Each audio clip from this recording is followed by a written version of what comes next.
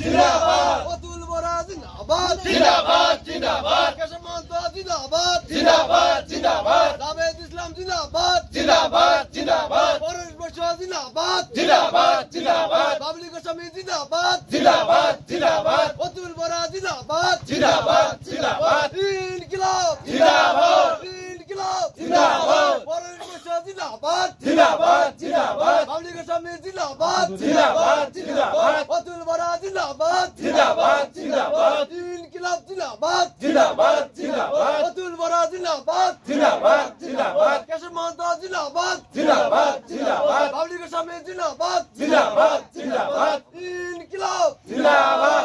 হয় চাওক বিগত দিনত যদি আমাৰ এই অঞ্চলত অগপ দলৰ এটা ভেটি কমজোৰি আছিল বৰ্তমান দিনত কিন্তু অগপ দলৰ এটা ভেটি বহুত শক্তিশালী হৈছে আপোনালোকে চালে মহিলা যেতিয়ালৈকে ওলাই নাহিব এতিয়ালৈকে কিন্তু কোনো ৰাজনীতিক সফল হ'ব নোৱাৰিব বৰ্তমান অগপ দলত মহিলাই বেছি সংখ্যা আছে আমি আমাৰ আজি চিমলাবাৰী আঞ্চলিকৰ দুটা কমিটি গঠন কৰিলোঁ মহিলা আৰু পুৰুষ কৃষক পৰিষদত আগন্তুক নিৰ্বাচন আমাৰ ইয়াতে ঘোষণা হৈছে মে মাহৰ 7 তাৰিখত আমি এবাৰ আশাবাদী আমি এবাৰ জাভেদ ইছলাম ডাঙৰীয়াক জয়লাভ কৰিব পাৰিম বুলি গতিকে আপোনালোকে সংখ্যালঘু লোকক তো কংগ্ৰেছ আজি দেশ স্বাধীন হোৱাৰ পিছৰ পৰাই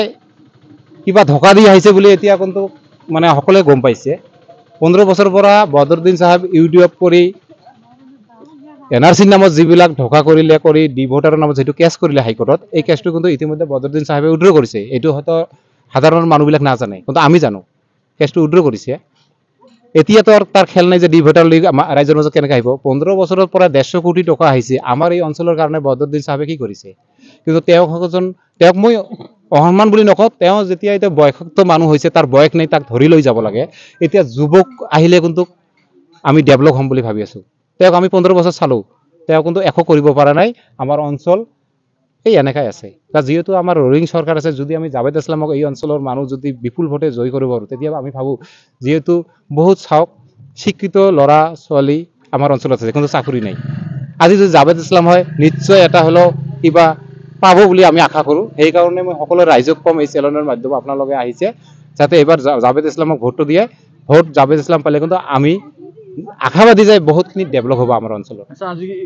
চাওক ইয়াতো যিবিলাক মানুহ আজি যে দুটা কমিটি হল একতৰজনী কৰি যিবিলাক মানুহ সব কংগ্ৰেছ আৰু ইউডিএফৰ মানুহ ইয়াতৰ এজিবিৰ ভিটি না আছিল আগত এতিয়া আমি নতুন কৰি বনাই আছো এইবিলাক যিমান 70 80 100 জন ভৰ্তি হ'ল সব মানে আমাৰ কংগ্ৰেছ আৰু ইউডিএফৰ মানুহ ইয়াতৰ 100 মান আৰু টোটাল কংগ্ৰেছ ইউটিউব আগতে আছিল মানে আমিও আছিলো কিন্তু আমি আমাৰ ৰাইজে আমি এতিয়া বুজি পাইছো যে হিয়তে কিছু কৰিব নোৱাৰে 15 বছৰ কংগ্ৰেছে শাসন চলাইছিল কিন্তু শাসন চলাৰ পাছত কংগ্ৰেছে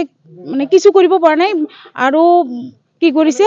তেওঁলোকে বহুত কাম পেন্ডিং কৰি থৈছে এতিয়া আমাৰ সাধাৰণ ৰাইজে